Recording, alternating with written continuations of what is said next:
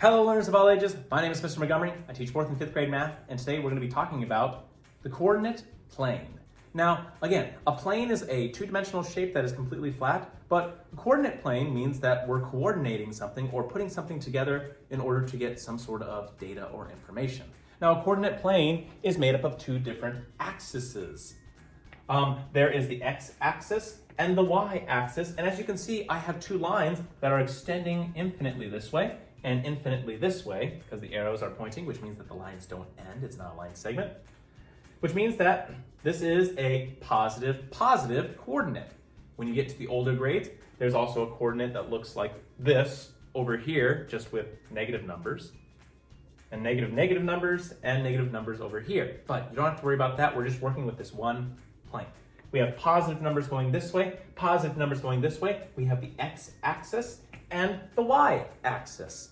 And whenever we try to name a specific point on the axis, we start with the x-axis first, then we find the y-axis. So for example, I had point A, or as they would say, so let's take a look at plot A. Plot A, if I go along the x-axis first, be 1, 2, 3, it's not in the 3, it's in the 2.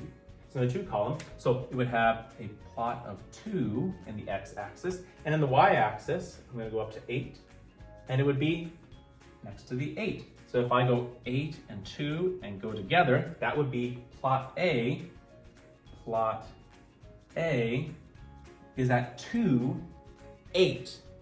And so that's how we would name where the plot is. The plot's name is A, but the coordinate, or the place where the plot is at 2, 8. So I'm going to be using our book for the vocabulary section because there's a lot of vocabulary that I skipped over because I personally don't use the vocabulary, but it's important that we all learn together. So we have our coordinate plane, and we talked about the x-axis and the y-axis. But where two numbers lines intersect, that's called an origin. So where 10 and 4, right here where they crisscross, that's a line of origin. An ordered pair locates a point on a coordinate plane. The numbers that represent the point are called its coordinates. So I would say plot A has coordinates of 2, 8. When we use the coordinates, we have the 2 on the x-axis, that's listed first, and 8 on the y-axis, which is listed second. If you've ever played the game of battleships, you're working with coordinates. You're working with an x-axis and a y-axis in order to pinpoint exactly where your, point or origin is, and you're trying to give specific coordinates in order to tell the other player that's where your best guess is. Let's take a look at another example. Unlike my first example, in my first example I had every single line represented by a whole number, but that's not always necessarily the case. Here, I have a lot of space in between 1 and 2. More specifically, I have 1, 2, 3, 4 spaces until I get to 1, which means that it's divided up into fourths. This would be 1/4, a half, and 3/4, and a whole would be 4/4. So that's what I noticed right off the bat. Same thing with this side. 1/4, half, 3/4, and 4/4, which is equal to a whole.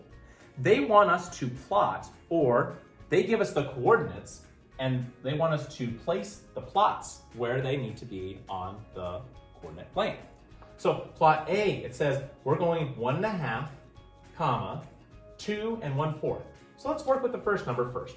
Remember, we start with the x-axis, then we go with the y-axis. So starting with the x-axis, the bottom one, we're gonna go 1.5.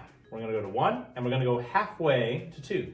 So that's 1/4, 1.5.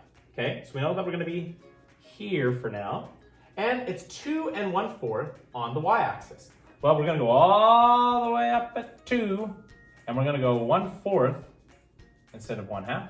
1/4 here, because it lines up with the 2 and 1/4 here, and the 1.5 here, and we would label that plot A. For D, it says that for the x-axis, we're going to 0. And for the y-axis, we're going half.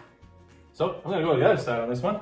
So we're gonna stay with 0 on our x-axis, and we're gonna go up a half. That's a quarter, that's a half. So I'm gonna put my dot here, and that would be plot D. All right, my fifth grade friends, if you look up page 287, you'll see that we're going to be doing problems 1 through 4 and 13 through 17. For 1 through 4, the directions say write the coordinates of the point in an ordered pair. So your job is to find the points and list the numbers or the ordered pair where the coordinates are. Pay very close attention to the numbers on the bottom and the numbers on the top. Or numbers on the bottom on the x-axis and the numbers on the y-axis. Now, when you take a look at numbers 13 through 17, they're doing the opposite. Plot and label the points on the coordinate grid. So they tell you what the coordinates are for each letter, but notice how with our coordinate plane, their type of numbering system on the bottom on the x-axis and y-axis is different than the first one.